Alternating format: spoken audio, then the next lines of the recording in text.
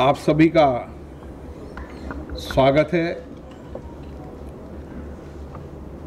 आप देश की सबसे लोकतांत्रिक संस्था संसद के मानसून सत्र में सदन की कार्रवाई अलग अलग माध्यम से देश की जनता को दिखाते हैं, उनकी कार्रवाई को लिखते हैं ताकि संसद की कार्रवाई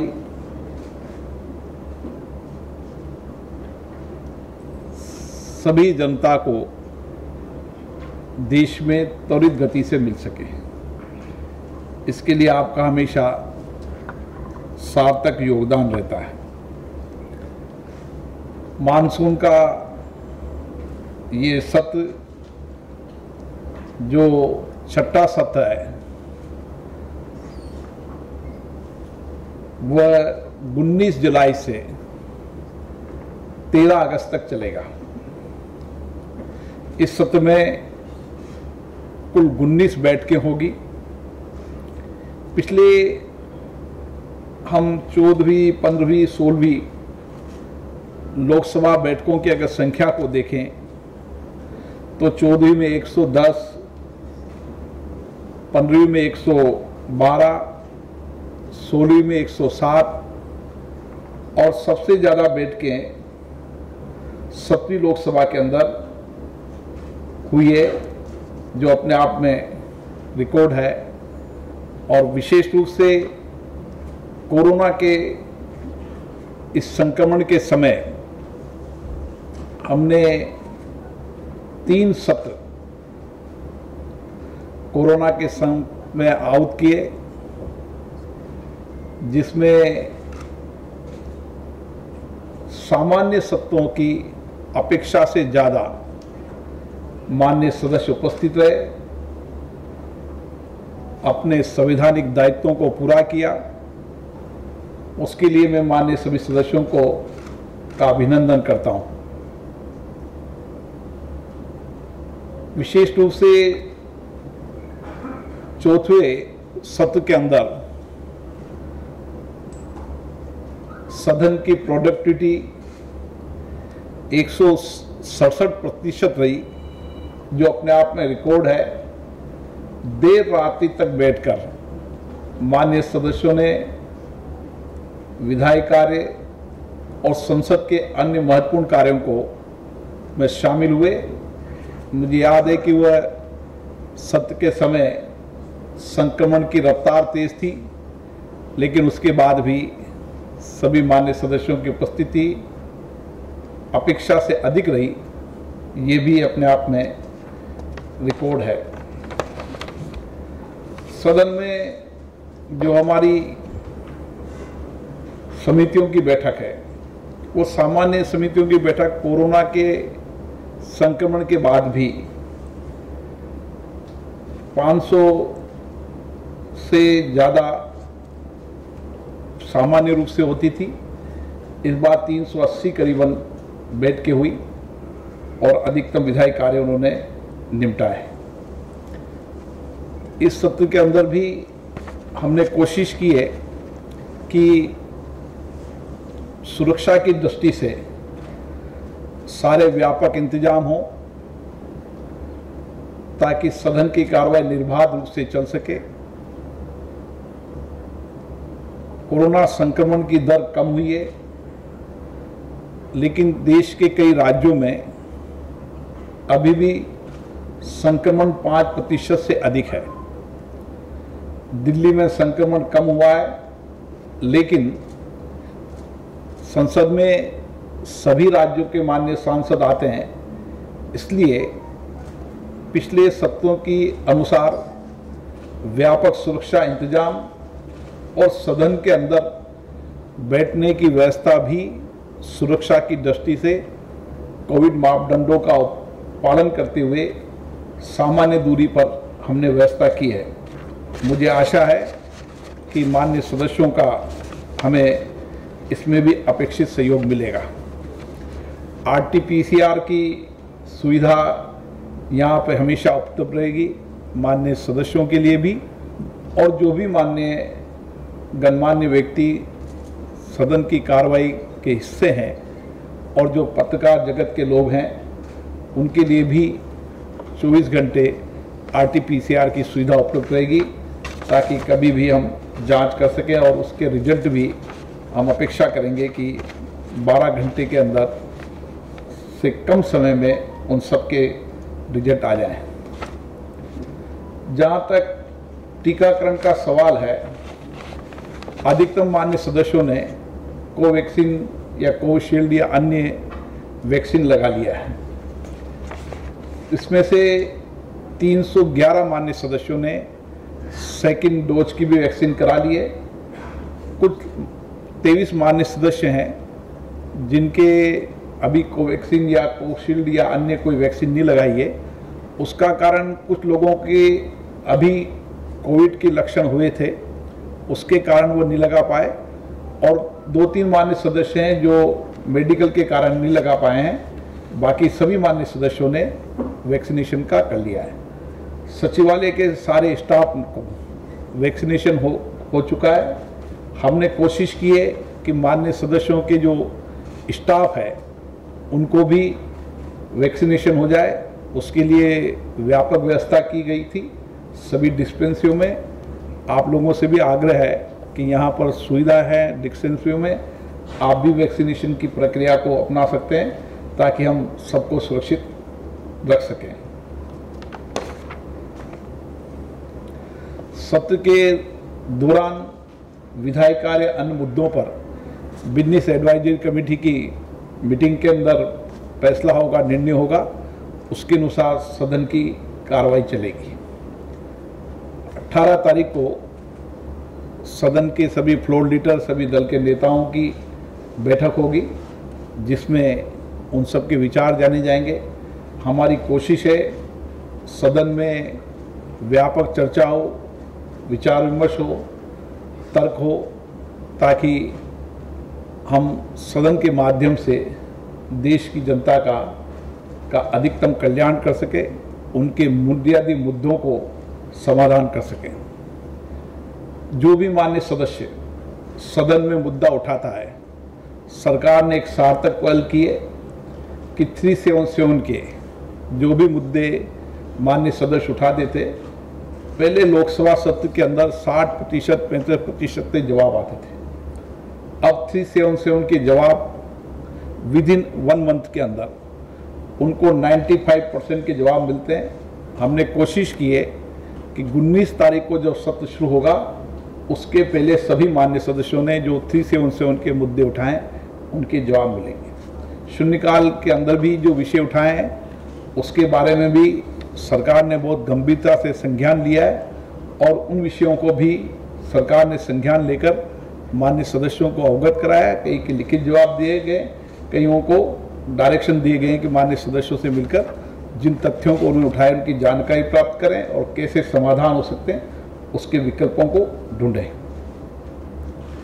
केंद्रीय मंत्रिपरिषद का गठन हुआ है, 36 माननीय नए सदस्य शामिल हुए हैं। इससे कई हमारे समितियों के स्थान रिक्त हुए हैं, जिनकी कार्रवाई भी हम पूरी कर लेंगे ताकि निर्बाध रूप से सदन की कार्रवाई और समितियों की कार्रवाई पूर्ण रूप से चल सके। विशेष रूप से मैं एक जानकारी आपको देना चाहता हूं कि हमने माननीय सदस्यों की क्षमता को हम और बेहतरीन कर सकें। वाद विवाद करते समय माननीय सदस्यों को पूरी तथ्यों की जानकारी, विषयों की जानकारी रहे, इसके लिए हमने प्रिज्म, जो हमारी बहुत वर्षों से हमारी लाइब्रेरी के साथ साथ हमारी रिसर्च विंग चलती थी, उसको हमने मान्य सदस्यों को सहज और सरल रूप से उपलब्ध रहे। इसके लिए 24 घंटे जब कभी भी जिस विषय पर भी उनको किसी विषय का रिसर्च पेपर चाहिए, 24 घंटे उनको वो रिसर्च पेपर मिलेंगे। आने वाले समय में हम इस लाइब्रेरी को संपूर्ण डिजिटल की डिजिटलीकरण करने की तरफ बढ़ रहे हैं। अभी 10वीं लोकसभा से लेकर और 7वीं लोकसभा तक कंप्लीट सदन की कार्रवाई मेटा डेटा के उपलब्ध है। किसी के नाम से, किसी विषय के नाम से वो उस डिबेट को देख सकता है। देश के 13 माननीय प्रधानमंत्रियों की इंग्लिश और हिंदी के अंदर डिबेट यहाँ उपलब्ध है। हमारी कोशिश है कि 1854 से लेकर अभी तक सदन की सारी कार्रवाइयों को हम डिजिटलीकरण कर लें और मेटा डेटा पर उपलब्ध रहे, ताकि किसी के नाम से, किसी विषय के नाम से कोई भी कभी भी पुरानी वाद विवाद, संवाद, चर्चा को किसी विषय पर हुई उसको देख सकें, ताकि हम ये उपलब्धता केवल माननीय सदस्यों के लिए नहीं होगी, हम राज्य के विधानसभा के माननीय सदस्य भी इसको उपयोग में ले सकते हैं। इसी के साथ राज्य विधानसभाएं और संसद दोनों डिजिटल लाइब्रेरियों को एक साथ हम करने जा रहे हैं, ताकि किसी भी राज्य की उस विधानसभा की कार्रवाई को और लोकसभा की कार्रवाई को एक ही प्लेटफॉर्म पर माननीय सदस्य देख सकें, ताकि देश भर के अंदर जितने भी रिसर्च हैं, शोध हैं, क्योंकि यहाँ पर बहुत अच्छी डिबेट हुई है, चर्चा हुई है, जिसकी जानकारी हमारा नौजवान प्राप्त करना चाहता है। कई विषयों पर आप भी जानकारी चाहते हैं कि उस किस विषय पर किस समय क्या चर्चा हुई थी, क्या संवाद हुआ था, वह आपको तुरंत उपलब्ध होगी। इसी तरीके से लाइब्रेरी संग्रहालय के अंदर भी 24 घंटे ऑनलाइन किताबों की सुविधा उपलब्ध रहेगी। माननीय सदस्य कभी भी किसी भी किताब को मंगाने के लिए ऑनलाइन डिलीवरी भी उसको घर पे की जाएगी, ताकि माननीय सदस्य अधिकतम लाइब्रेरी का उपयोग कर सकें। हमने जितनी भी किताबें यहाँ पर हैं उन किताबों का एक डेटा उपलब्ध रहेगा, ताकि कौन सी किताब किस लेखक की, क्या विषय है, उनके शॉर्ट समरी भी उसमें उपलब्ध रहेगी, ताकि कोई भी माननीय सदस्य या देश का कोई भी व्यक्ति उसमें देख सके और इस लाइब्रेरी का अधिकतम उपयोग कर सके। क्योंकि ये लाइब्रेरी हमारी विश्व की सबसे बड़ी लाइब्रेरी है। इसको और हम कैसे बेहतरीन उपयोगी बना सकते हैं, ताकि सभी देश की जनता के लिए इसका उपयोग हो सके। इंफॉर्मेशन टेक्नोलॉजी के उपयोग के रूप में भी हमने नए प्रयोग शुरू किए हैं। अभी 92% लोगों के ई नोटिस आते हैं। हमारी कोशिश है कि इस लोकसभा के अंदर 100% लोग ई नोटिस प्रश्न भी लगाएं, ताकि हम कागज़ की बचत भी कर सकें और जितना ई नोटिस होगा उसका तुरंत प्रभाव से हम व्यापक उपयोग करके उसको जवाब भी दे पाएंगे। इसी तरीके से प्रश्नों का उपयोग भी, उसके जवाब को भी हम डिजिटल करने की कोशिश कर रहे हैं, ताकि उसको उपलब्ध कर सकें। हम एक ऐप भी डेवलप करने वाले हैं, जिसको हम इस सत्र में या अगले सत्र तक, ताकि उस ऐप में सारी जानकारी रहे, उसमें लाइव लोकसभा टीवी रहे, ताकि कोई भी अपने मोबाइल पर सब चीज़ देख सकता है। उसमें पिछली जितनी भी डिबेट है, बहस है, ओवर है, प्रश्न उत्तर हैं, कौन से प्रश्न किसने उठाए, सारे विषयों को ले भी एक हमने प्लान किया है, ताकि आने वाले भविष्य के अंदर हाथ में जो हमारा मोबाइल है वो मोबाइल संपूर्ण लोकसभा की कार्रवाइयों को देख सके। ये भी हम आगे भविष्य में करने जा रहे हैं। हमारी कोशिश है कि माननीय सदस्यों के लिए ये कार्यालय सहज रूप से उपलब्ध रहे और उनकी क्षमता को बढ़ाने के लिए जो भी उपयोगी सामग्री हो सकती है उसका एक डेटाबेस तैयार किया जाए, ताकि जब सदन में डिबेट हो, चर्चा हो, तो माननीय सदस्यों को पुरानी चर्चा, डिबेट की भी जानकारी हो, ताकि वह सदन में एक सार्थक बहस कर सके, सार्थक संवाद कर सके और उसका काफ़ी लंबे समय लाभ मिलता है उस पुरानी जानकारी के आधार पर। और विशेष रूप से आपको भी पता चल जाता है किस माननीय सदस्य ने कौन से सत्र में क्या विषय पर क्या बात रखी थी, आज कौन से सत्र पर कौन सी बात वो रख रहे हैं। ये सारी की सारी जानकारी भी आपको समय समय मिल जाएगी। इसके लिए हमने सारी व्यवस्थाएं की है। लाइब्रेरी को डिजिटलीकरण करने के साथ साथ हमारी कोशिश है कि वेब पेज पर भी सब चीज़ें उपलब्ध रहे। उसके लिए भी हमने जितनी भी पुरानी डिबेट है, बहस है, वो हमने उस वेब पेज पर लाने का प्रयास किया है। मुझे लगता है कि बहुत कम समय में, अभी 11वीं से 17वीं है और मुश्किल से 1 साल के अंदर हमारी कोशिश है कि हम 100% जो हमारे पास रिकॉर्ड में है 1854 से लेकर अभी तक, उन सभी डिबेटर को हम डिजिटलाइजेशन करने के बाद डिजिटल उपयोग में ले सके। इसके लिए भी हमने प्लान किया है।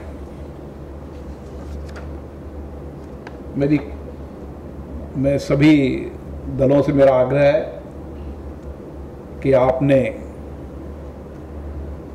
संसद के 5 सत्रों के अंदर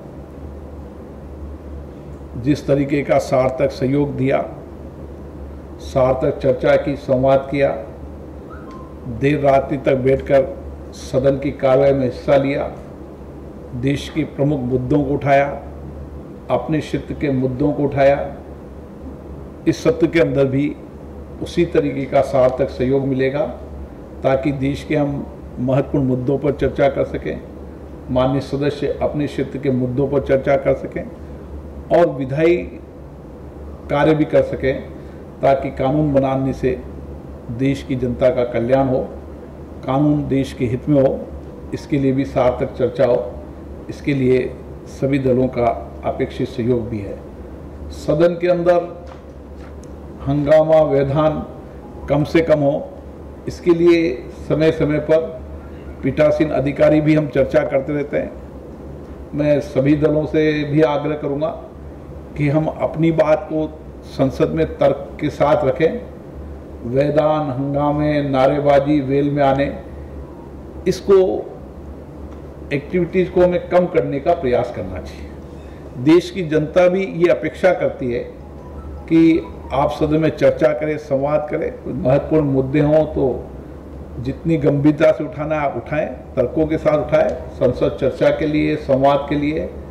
और मेरी कोशिश होगी कि सभी मान्य सदस्यों पर्याप्त समय, पर्याप्त अवसर मिले ताकि वो अपनी बात सदन के अंदर कह सके और सरकार की जवाबदेही तय कर सके। मुझे आशा है कि हर सदन में, कार्रवाई में आपका सार्थक सहयोग रहता है। इसी तरीके का सार्थक सहयोग इस बार भी रहे। मेरी कोशिश है कि व्यापक सुरक्षा इंतजामों के साथ ये सदन की कार्रवाई भी पुराने रिकॉर्डों को तोड़ेगी ताकि हम देश की जनता को इस संसद के माध्यम से, लोकतांत्रिक संस्थाओं के माध्यम से हम और सशक्त कर सकें, मजबूत कर सकें। जनता की बुनियादी बातों को सदन के माध्यम से लाकर सरकार के प्रति जवाबदेही तय कर सकें और उनके मुद्दों को समाधान कर देश के अंदर एक अच्छे वातावरण को बनाने में सफलता प्राप्त करें। इसी के साथ आप सभी को बहुत बहुत धन्यवाद। आप चिंता मत करो, आराम। मैं एक मिनट बेटे, मैं बहुत आराम में हूँ। मैं सबका जवाब दूंगा, पर एक एक का। अब एक साथ आपने लोकसभा स्पीकर। अच्छा, मैं अब स्पीकर के रूप में चलाता हूँ, एक एक बोलते हैं। सर, एक लोकसभा स्पीकर आपने 2 साल पूरे किए हैं, उसके लिए हम सब मीडिया बिरादरी की तरफ से, पार्लियामेंट में जो रिपोर्टर्स है उन सब की तरफ से आपको बहुत शुभकामनाएं देते हैं और बधाई देते हैं। मेरा नाम उमाकांत खेड़ा है सर, और मैं यहाँ मीडिया सेक्रेटरी भी रहा हूँ प्रेस एडवाइजरी कमेटी का। मेरी एक दर्द है, आपने ओपनिंग रिमार्क में भी कहा कि सार्थक सहयोग मीडिया का हमेशा रहता है और आपके कार्यकाल में रहा है। मैं आपसे एक दर्द तमाम मीडिया बिरादरी का बताना चाहता हूँ कि 70% जो हमारी बिरादरी के लोग हैं उनको पार्लियामेंट में एक्सेस नहीं है, और इसका एक ऐसा मैसेज है, सब लोगों में दर्द है कि उनके साथ जो उनको एक्सेस नहीं, सौतेला व्यवहार हो रहा है। इस बार सभी मान्य सदस्यों को, जो पत्रकार मीडिया के लोगों को हम अलाउ करेंगे, लेकिन व्यापक सुरक्षा के इंतजामों के साथ। पूरा होना चाहिए। बहुत धन्यवाद, बहुत धन्यवाद, थैंक यू सर। इस तरफ सर आप 311 महिलाएं आ गए हैं। 311 सदस्यों ने डबल वैक्सीन के दोनों डोज ले लिए सर। हाँ, तो क्या उनको भी RT-PCR टेस्ट करवाना पड़ेगा? केवल सांसदों को नहीं, जो भी RT-PCR टेस्ट हमने अनिवार्य नहीं रखा है। RT-PCR टेस्ट उन मान्य सदस्यों से आग्रह करेंगे जिन्होंने वैक्सीनेशन नहीं कराया है। अगर उसके बाद 2 वैक्सीनेशन वाले 1 वैक्सीनेशन वाले RT-PCR टेस्ट कराना चाहते हैं तो उसकी सुविधा उपलब्ध रहेगी, लेकिन RT-PCR के टेस्ट के बिना उनको अलाउ नहीं करेंगे, ऐसा नहीं है। बाकी सांसदों के अलावा भी स्टाफ है, मीडिया के लोग हैं, क्या जिसने दोनों डोज ले लिए उनको जरूरत नहीं है, फिर भी वो कराना चाहेंगे, उनके लिए सुविधा रहेगी।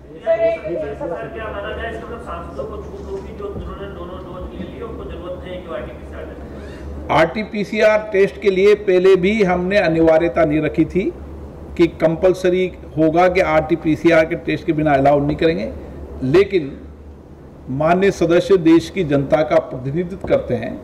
हमारी ये अपेक्षा रहती है कि वह सुरक्षित रहें और अपनी जनता को भी सुरक्षित रखें, इसलिए हमने RT-PCR व्यवस्था की थी। सर, आपने एक आपके बारे में बोला है, न्यू आप for live telecast and also for the data on question and answer, ये आपका कोई नाम है और कब तक ये आने वाला है? ये ऐप डेवलप हो जाएगा, मुझे लगता है कि इसी सदन की कार्रवाई के बीच में, नहीं तो सदन की कार्रवाई समाप्त होने के बाद, और उस ऐप के अंदर जो सामान्य सब जानकारियां आपको एक ऐप में मिले, ये हमारा प्रयास है, ताकि देश के अंदर परेशानी क्या है कि माननीय सदस्य हैं, आप लोकसभा टीवी को लाइव बैठे बैठे देख सकते हैं, कभी कहीं बैठे हो क्या चल रहा है लोकसभा टीवी के अंदर, तो वो हमने ऐप पर लाइव टीवी भी चलेगा, उसमें सारे धीरे धीरे चलता है, सारे डेटा डाल देंगे, सारे डिबेट डाल देंगे, और जैसा मैंने बताया कि मेटा डेटा के माध्यम से आप किसी के नाम से, किसी के विषयों पर, किसी की तारीख से भी आपको ढूंढेंगे, वो भी भविष्य में डालेंगे। पर मैं नहीं कह सकता कि 15 दिन में डल जाएंगे, लेकिन 15 दिन में ऐप, 15, 20, 25 दिन में ऐप डेवलप हो जाएगा। तो भविष्य में आपको ये मानकर चलें कि आने वाले समय के अंदर बहुत जल्दी इस ऐप के माध्यम से संपूर्ण जानकारियां आपको मोबाइल पर मिलेगी। सर, आपके अनुरोध है, इधर सामने आपके ठीक सामने सर, क्वेश्चन के जो आंसर है वो अपलोड होने में काफी समय लगता है, और अब रिटन रिप्लाई हम लोग को आंसर नहीं मिल रहा है, तो आपसे यही अनुरोध है, रिक्वेस्ट है कि तुरंत एक क्वेश्चन का सवाल का जवाब देते ही उसी वक्त सारे क्वेश्चन के आंसर अपलोड हो जाए तो बड़ी हमारे लिए। हमने 2 चीजें तय की है। आपने देखा होगा कि माननीय सदस्य सदन में जब बोलता है, बोलते ही उसके व्हाट्सएप पर, मेल पर उसने जो बात रखी वो 15 मिनट के अंदर उसको सदन की डायरेक्ट लाइव को मिल जाता। इसी तरीके से माननीय सदस्य ने जो कुछ भी सदन में बोला है उसको उसके मेल पर वो सारा का सारा उनका भाषण पूरा का पूरा तुरंत इमीडिएटली 1-1.5 घंटे के अंदर मिल जाएगा। अनकरेक्ट, क्योंकि करेक्ट इसलिए नहीं मिल पाएगा कि करेक्ट उसको करना पड़ता है, अनकरेक्ट शब्द में इसलिए बोल रहा हूं कि 1.5 घंटे में हमने व्यवस्था की कि 1.5 घंटे में उसने जो जो विषय बोले वो आपको भी मिल जाए। टाइम 11 बजे से 6 बजे तक। सर, मेरा सवाल ये है कि कोरोना के दौरान आप, सर मेरा सवाल एक ही टाइम राज्यसभा लोकसभा एक ही टाइम। सर, कोरोना के दौरान कितने सांसद सदस्यों की मौत कोरोना की वजह से हुई है, क्या कोई डाटा है क्या आपके पास? हाँ, क्यों नहीं, ये डाटा नहीं होगा क्या हमारे पास? अभी राज्यसभा के अंदर रिसेंटली 5वें सत्र के बीच में कोई भी लोकसभा मान्य सदस्यों का निधन नहीं हुआ है, लेकिन उसके पहले निधन हुआ है कोरोना का, जिसकी मैं सूची आपको दे दूंगा। राज्यसभा में राजीव सावंत जी का निधन हुआ, आपको सबको जानकारी है, लेकिन 5वें और 6ठे सत्र के बीच में भी कोई मान्य लोकसभा सदस्य का कोविड से देन नहीं वह पॉजिटिव को सांसदों की मेरे पास जानकारी नहीं है, क्योंकि कुछ जानकारी देते हैं, कुछ जानकारी नहीं देते हैं। सर, कुछ मेंबर ऑफ पार्लियामेंट जो कह रहे हैं कि वो कोविड का वैक्सीन नहीं लगाएंगे, आपका उनसे क्या कहना है, और यदि वो वैक्सीन नहीं लगाते हैं क्या फिर भी वो सदन में होंगे? हम आग्रह करेंगे, व्यक्तिगत आग्रह करेंगे, लेकिन अगर वह वैक्सीन फिर भी नहीं लगाएंगे तो हम उनसे आग्रह करेंगे वो RT-PCR टेस्ट करा के सदन में आए। सर, आपने एक पत्र लिखा था, सारे सांसदों से ये भी कहा गया था कि उनकी जो बेस्ट प्रैक्टिसेस थी कोविड को फाइट करने के लिए वो साझा करें। बहुत अच्छा, क्या उस पर डिस्कशन होगा सर? हाँ, निश्चित रूप से माननीय सदस्यों ने इस कोविड की सेकेंड वेव के समय जनता के बीच में रहकर कई अच्छे कार्य किए हैं, जो नई पहल भी की है। तो हमने सभी माननीय सदस्यों से आग्रह किया था कि उन्होंने अपने अपने क्षेत्र के अंदर कोविड की वेव के अंदर ऐसा काम किया हो जो माननीय अन्य सांसदों को मार्गदर्शन का काम कर सकता हो। तो हमने उसका कलेक्शन का काम शुरू किया है। कलेक्शन करते हुए उसकी छोटी बुकलेट बनाएंगे और कोई अच्छा विषय होगा तो निश्चित रूप से माननीय सदस्यों को बोलने का अवसर भी देंगे उसमें, ताकि अन्य माननीय सदस्यों को। अपने शुरुआत में ये कहा कि 2 बार इसका प्रयोग किया कि 1854 से जो डिबेट अवेलेबल है, तो इसी तरह स्पष्ट अगर कहते 1854 बोल रहे हैं आप। हाँ, गलत थोड़ी बोल रहा हूँ मैं, 1854 ही बोल रहा हूँ। आपको डाउट हो रहा है क्या? नहीं सर, उसका थोड़ा ब्यौरा दें, मतलब किस तरह का। 1854 से ही हमारे पास रिकॉर्ड उपलब्ध है, ठीक है ना। 1854 हमारे पास रिकॉर्ड उपलब्ध है। अभी 11 से 17 लोकसभा तक हमारे पास मेटा डेटा के अनुसार आप नाम से, तारीख से, विषय से ढूंढेंगे तो आपको मिल जाएंगे। अब 1 से 11 तक हम उसको मेटा डेटा में डाल रहे हैं ताकि वह भी उसी अनुसार आपको एक विषय पर नाम से, तारीख से आप ढूंढे तो आपको आसानी मिल सके। 1854 से लेकर अभी तक जो हमारे पास डिबेट की, जो हमारे पास आर्चीज में पड़ी हुई है, उस सारी डिबेट को भी हम उसमें डालेंगे ताकि 1854 के बाद की डिबेटों में जो जो चीजें कार्रवाई हुई वो भी आप देख सकें। आपको सबको जानकारी 1854 के कागज यहाँ पर पड़े हुए 1854 से अभी तक नेशनल असेंबली।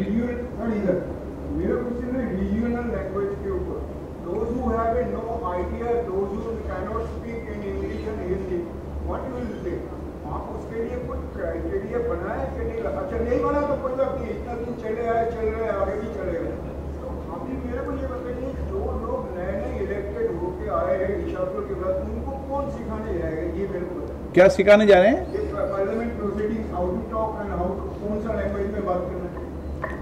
लैंग्वेज जो 22 लैंग्वेज है उसको अपने विषय पर वो बोल सकता है, और 22 लैंग्वेज के विषय पर हम ट्रांसलेट भी करते हैं, वो बोल सकते हैं। हमने किसी को नहीं कहा कि आप इंग्लिश में बोलो, उर्दू में बोलो, मलयालम में मत बोलो, जिसकी जो भाषा हो, लेकिन सदन में बोलते समय उसको आधा घंटा पहले जानकारी देनी पड़ती है। उसके बाद वो 22 भाषा में किसी भाषा में अपनी बात को रख सकता है। उसी भाषा में उसकी डिबेट लाइव रहती है। कुछ डिबेटों को, विशेष रूप से देश के माननीय प्रधानमंत्रियों को की डिबेट जितनी भी थी, हमने हिंदी इंग्लिश दोनों के अंदर उस डिबेट का संकलन किया है। मनीष मैं बोल रहा हूँ TV9 से जी। मानसून सत्र को लेकर तमाम तैयारियां हुई है, लेकिन सड़क पर कुछ संगठन जो कि कई महीनों से धरने में बैठे हुए हैं, वो संसद द्वारा पारित कानून का विरोध कर रहे हैं। तो अध्यक्ष आपकी क्या राय है, क्या कहना चाहेंगे आप उन संगठनों को? अध्यक्ष की कोई व्यक्तिगत राय नहीं होती। सदन में जो कुछ भी मुद्दे उठाते हैं उसकी कार्रवाई संचालन किया, तो मेरी राय उसमें व्यक्तिगत राय नहीं हो सकती। सर आपने अभी कॉमनवेल्थ पार्लियामेंट्री एसोसिएशन के मुख्य पत्र में अपना एक लेख लिखा और उससे पहले आप एशियन पार्लियामेंट के उसमें भी आपने शिरकत की थी। सर मेरा सवाल ये है कि पार्लियामेंट्री अफेयर्स को लेकर विश्व में बहुत सारे ऑर्गेनाइजेशंस हैं, कॉमनवेल्थ का है, आसियान की पार्लियामेंट है, EU पार्लियामेंट है, गुरलैक है, अफ्रीकन यूनियन की अपनी पार्लियामेंट है। तो उसमें हम भारतीय संसद अपनी भागीदारी बढ़ाने के लिए क्या करें? भारतीय संसद ने लगातार भागीदारी बनाई है और देश में पहली बार इंडियन पार्लियामेंट यूनियन के अंदर जो हमारी समितियां रहती है अलग अलग विषयों के अंदर 10 मेंबर ऑफ पार्लियामेंट उस समिति को रिप्रेजेंट करेंगे। पहले अधिकतम 6 करते थे, अब 10 कर रहे हैं। हम आने वाले समय के अंदर भारत की संसद, लोकतंत्र, उसकी कार्रवाई, नियम प्रक्रिया, हमारी समिति की कार्रवाई, उन सारे विषयों को लेकर हम आने वाले समय में एक छोटी फिल्म बना रहे हैं जिसमें हमारी आज़ादी के बाद हमारी लोकतंत्र की एक यात्रा, उसको देश के सभी हिस्सों के अंदर, हम सभी संसदों के अंदर और देश के जितने भी माननीय एम्बेसडर यहाँ पर अलग अलग देशों के, उनको बताएंगे कि भारत की लोकतंत्र की यात्रा कितनी सशक्त, कितनी मजबूत रही है। यहाँ इलेक्शन के रूप में 17 आम चुनाव हुए हैं। हर आम चुनाव के अंदर मतदाताओं का मतदान प्रतिशत बढ़ा है, जिससे लोकतंत्र के प्रति और लोगों का रुझान बढ़ा है, सशक्त हुआ है। इन सारी कार्रवाई को जो आपने बताया, ठीक बताया कि वर्ल्ड के अंदर भारत का लोकतंत्र सबसे सशक्त है, मजबूत है।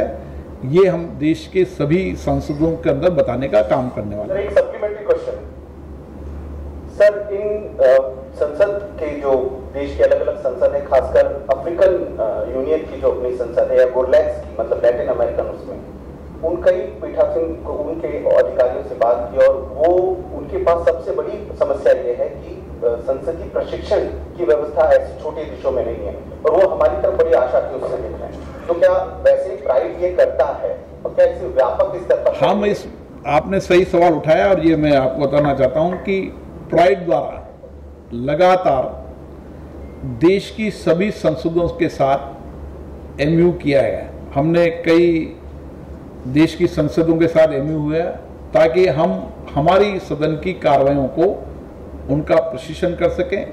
वहाँ का स्टाफ यहाँ पर आता है, हमारी सदन की कार्रवाइयों को ट्रेनिंग लेके जाता है। इसके लिए प्राइड लगातार काम करिए। हम चाहते हैं, हमने कई मुद्दों पर देश के पद्म भूषण, पद्म विभूषण सहित अलग अलग वैज्ञानिकों, उनके साथ हमारे सांसदों के अन्य मान्य विधायकों की चर्चा कराई है जिन्होंने अपने अपने क्षेत्रों में काम किया। हमने लैंग्वेज के रूप में प्राइड द्वारा लगातार काम शुरू किया है। हमने लोकतंत्र सशक्त मजबूत हो, इसके लिए पंचायत राज और नगर पालिका क्षेत्र के अंदर लोकतंत्र सशक्त, उसके लिए कार्रवाई की है। इसी तरीके से हमारी कोशिश है कि देश की अन्य संसदों के साथ, क्योंकि अब विश्व के अंदर एकमात्र शासन चलाने के तरीके को, लोकतंत्र का तरीके को सबसे उपयुक्त तरीका माना गया है। सभी देश ये मानते हैं कि शासन चलाने का तरीका लोकतंत्र पर आधारित होना चाहिए। इसलिए लोकतंत्र के प्रति लोगों का रुझान बढ़ा है, पूरे वर्ल्ड में बढ़ा है। इसलिए भारत सबसे बड़ा लोकतंत्र, इसकी जिम्मेदारी है कि हम सभी देशों को भारत के लोकतंत्र की प्रक्रिया और नियमों के साथ उसकी गतिविधियों को अवगत कराने का काम करें। इसके लिए प्राइड ने व्यापक कार्यक्रम बनाया है। अभी 12 देशों के लोग यहाँ पर आए थे। आने वाले समय को और देशों के लोगों को भी हम करेंगे, वहाँ के युवा सांसदों को बुलाएंगे ताकि भारत के इस लोकतंत्र की कार्रवाई को वह सदन के अंदर भी देख सके और सदन के बाद भी देख सके। सब कोविड के कारण कुछ चीज़ें, कुछ देशों के आवागमन बंद हुए हैं, कोविड के कारण कई गतिविधियाँ बंद हुई है, लेकिन मुझे लगता है कि जैसे ही कोरोना संक्रमण कम होगा, हमारी कई एक्टिविटीज चलेगी जो लोकतंत्र को सशक्त मजबूत करने के लिए निर्बाध रूप से देश की जनता और वर्ल्ड के अंदर सबको अवगत कराने का काम करेगी। एक सवाल ये है कि आपने थोड़ी देर पहले कहा, एक तरीके से अपील भी की कि सदन में हंगामा, शोर शराबा न हो, लोग वेल में न आए ताकि विधायी कार्य व्यापार सही ढंग से चल सके। कोरोना की वजह से वैसे ही विधायी कार्य व्यापार कम हुए हैं, तो क्या कुछ विशेष प्रावधान आपकी तरफ से किए जाएंगे कि शोर शराबा न हो? एक तो मैं जानकारी दे दूं, विधायी कार्य में 107 विधेयक पारित हुए हैं, 107, जो अभी तक 5 सत्रों के अंदर सबसे ज्यादा विधेयक पारित होना, सबसे ज्यादा विधेयकों पे चर्चा होना, उसका रिकॉर्ड 1952 से लेकर अभी तक सबसे अच्छा रिकॉर्ड रहा है। इसलिए माननीय सदस्यों ने कोविड के समय भी अपने दायित्वों को निभाया, देर रात तक विधेयकों को चर्चा की, संवाद किया। इसके लिए धन्यवाद देना चाहता हूं। तो विधेयकों का काम कम नहीं हुआ। आप कहना चाहते हैं कि हंगामा हुआ, उसके लिए मोटे मोटे सभी देश के अंदर जितने भी पीठासीन अधिकारी हैं और देश की जनता का भी ये मत रहता है कि सदन की कार्रवाई चलना चाहिए। हंगामे, नारेबाजी, तख्तियां, बेल में आना, ये हमारे लोकतंत्र के लिए अच्छे संकेत नहीं है। इसके लिए बाहर आप कई प्लेटफॉर्म पे जिसको अपनी बात कह सकते हैं, यहाँ आपको लोगों ने चुनकर इसलिए भेजा है कि आप सदन में तर्कों के साथ अपनी बात को रखें। इसलिए मेरी कोशिश होगी कि हम देर रात तक सदन को चलाएं, अधिकतम मान्य सदस्यों को अवसर दें, समय दें, हर मुद्दों पर चर्चा हो ताकि किसी को बेल में आने की आवश्यकता न पड़े। सर आपका पास एक डिस्क्वालिफिकेशन का पिटीशन है। हाँ, आपके पास एक डिस्क्वालिफिकेशन का पिटीशन है, इसके बारे आप क्या एक्शन लिए अभी तक? डीसी कोई भी जो पिटीशन आती है उसको हमारा सचिवालय चेक करता है और उसको हम जब तक उस पर निर्णय नहीं हो उसको सार्वजनिक नहीं कर सकते। रूटीन की कार्रवाई को प्रेस कॉन्फ्रेंस में या किसी को नहीं बताया, ये सदन की कार्रवाई का हिस्सा है। जब सदन की कार्रवाई का हिस्सा चलता है तो उसको किसी को सदन के काम को नहीं बताया जाता। सर, पार्लियामेंट लाइब्रेरी की बात आपने की थी, विधानसभा और पार्लियामेंट लाइब्रेरी को कंबाइन करके एक आप अभी निर्णय उसका नहीं जान सकते। ये निर्णय तो पूरी प्रोसीडिंग होती है, पूरी कार्रवाई होती है, पूरा सुना जाता है, उनकी दोनों पक्षों को सुना जाता है, उन पक्षों को सुनने के बाद फिर उसकी प्रोसीडिंग की कार्रवाई होती है। सर, पार्लियामेंट लाइब्रेरी और विधानसभा के पोर्टल्स को आपने कंबाइन करने की बात की। किसको? सर, आपने पार्लियामेंट लाइब्रेरी और विधानसभा के प्रोसीडिंग्स को एक पोर्टल पे लाने की बात की है, उसका स्टेटस अभी क्या है और किस तरह से उसको किया जा रहा है? अभी पिछली बार विधानसभा के सभी माननीय अध्यक्षों की हमारी देहरादून में चर्चा हुई थी और जो कमेटी बनी थी ई विधान के रूप में, उस कमेटी ने अपनी रिपोर्ट दे दी है। हम शीघ्र ही 15 अगस्त के बाद जब उस रिपोर्ट के आधार पर हम कार्य योजना बनाएंगे और 15 अगस्त के बाद इसकी गतिविधियां शुरू करेंगे कि सब विधानसभाएं, लोकसभा एक प्लेटफॉर्म पर आ जाए ताकि हम एक क्लिक के अंदर सभी राज्य की विधानसभा की कार्रवाई को देख सकें, लोकसभा की कार्रवाई को देख सकें। मतलब इसका मोटा मोटा, एक मिनट इनका जवाब, मोटे मोटे हमने इसके लिए कमेटी बनाई थी। हितेश गोस्वामी जो असम विधानसभा के अध्यक्ष हैं, उनके नेतृत्व में उन्होंने अपनी रिपोर्ट दे दी गई है। उस रिपोर्ट को एडॉप्ट करने के लिए अब पीठासीन अधिकारियों की जो बैठक 15 अगस्त के बाद होगी उसमें एडॉप्ट कर लेंगे और उसके आधार पर हम निश्चित रूप से कार्य योजना हमारी शुरू हो चुकी है, प्लान बन चुका है। मुझे लगता है बहुत जल्दी हम इसको लागू कर देंगे। सर, नए संसद भवन के निर्माण को लेकर एक मिनट जोड़ा जाएगा। हाँ, तो जो ऐप जो बनेगा इसमें ये भी जोड़ा जाएगा, ये सब प्रक्रियाएं जो हैं वो भी अवेलेबल होंगी। ये एक्ट का हिस्सा नहीं है क्योंकि सभी विधानसभाओं को अपने अपने नियम बनाने का अधिकार होता है। सर, ऐप जो मोबाइल ऐप जो आप कह रहे हैं, मोबाइल ऐप के बारे में अभी हम केवल पार्लियामेंट का मोबाइल ऐप बनाएंगे, भविष्य के अंदर इसकी संभावना होगी तो इस पर विचार किए जाएंगे। एक अच्छा सुझाव है आपका कि हम उसको कैसे एडॉप्ट कर सकते हैं, अगर संभव होगा तो उसको भी करेंगे। एक अच्छा सुझाव है। सर, नए संसद भवन का निर्माण, सर जो नए संसद भवन, हाँ, क्या वो जो 2022 का समय निर्धारित किया गया था उस समय तक पूरा कर लिया जाए क्योंकि कोरोना? सदन का नई संसद भवन का निर्माण कार्य अक्टूबर को पूरा होने की संभावना है। अभी जो निर्माण कार्य चल रहा है उस निर्माण कार्य से हम 10 दिन पीछे हैं। मुझे लगता है कि हम उस 10 दिन को भी पूरा कर लेंगे और मुझे लगता है कि नवंबर का जो सत्र होगा वो निश्चित रूप से 2022 में नए संसद भवन के अंदर चलेगा। सर, एक टेक्निकल सवाल है पार्लियामेंट्री कमेटी को लेकर। डेटा प्रोटेक्शन बिल पर जो कमेटी विचार कर रही थी उसको 500 तक का समय था और उसकी रिपोर्ट पूरी तैयार हो गई थी, लेकिन अनप्रेसिडेंटेड सिचुएशन ये है कि उसके 5 मेंबर इंक्लूडिंग चेयरपर्सन बन गए।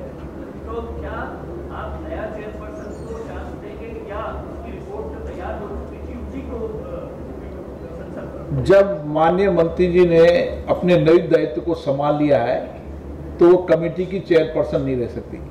अब जो उन्होंने काम किया है हम नए चेयरमैन को बनाएंगे। नया चेयरमैन, उसके अंदर उस कमेटी में बहुत सारी कार्रवाई पूरी हो चुकी है। मुझे लगता है कि बहुत उस समय भी बहुत कम काम बचा था और मुझे लगता है कि जल्दी उस रिपोर्ट को हम आग्रह करेंगे कि निश्चित समय पर वह सदन के अंदर पेश करें। अब टाइम बढ़ाने की कोई गुंजाइश नहीं है। आपको एक फैसला लिखा है, उसमें कहा गया है कि टीएमसी सांसद नुसरत जहां की सदस्यता को रद्द किया जाए। ये सदन की कार्रवाई का हिस्सा होता है। कोई भी मान्य सदस्य किसी बारे में लिख सकता है।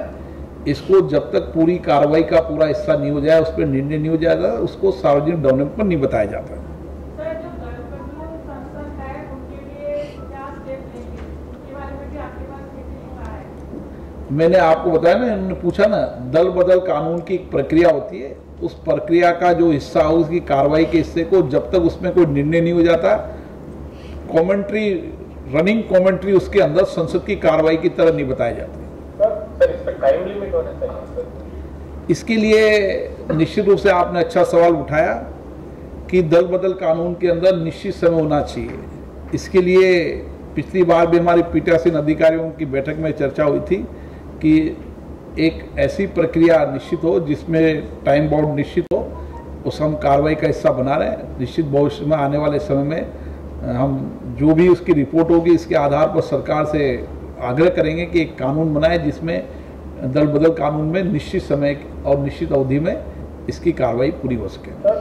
वेस्ट बंगाल असेंबली में अभी विधानसभा ने एक प्रस्ताव पास किया है कि विधान परिषद भी सेटअप होगी, तो क्या ये प्रस्ताव अब लोकसभा में या फिर पार्लियामेंट में भी संज्ञान में लिया जाएगा? किस विधानसभा में क्या कार्रवाई उनकी स्वायत्तता है, वो कोई सी विधेयक बिल पास कर सकते हैं, उसका नियंत्रण लोकसभा नहीं करता है। लेकिन लोकसभा के अंदर अगर कोई भी विषय आएगा तो उस पर चर्चा करेंगे, लेकिन उनको अपनी विधानसभा के अंदर अपने विधायी अन्य कानूनों को पास करने का, डिबेट करने का उनका अधिकार है। ये स्वायत्तता उनकी, और ये स्वायत्तता बनी रहे, हम इसकी कोशिश करेंगे। हो गया कोई बाकी? आपने डेटाबेस की बात की है, जो पूरे पार्लियामेंट का पूरा डेटा, तो सदन में कई ऐसी घटनाएं हुई या कई ऐसी बातें हुई जिसको सदन की कार्यवाही से हटा दिया गया, तो इस तरह की कितनी घटनाएं हुई है या इसका कोई डेटा भी तैयार किया गया? असंसदीय शब्दों का जो भी उपयोग होता है, प्रयोग होता है, उसकी कमेटी जांच करती है और उसको वहाँ से उसको कार्रवाई में से हटा दिया जाता है। डेटाबेस क्या तैयार होगा, है इसका कोई डेटाबेस?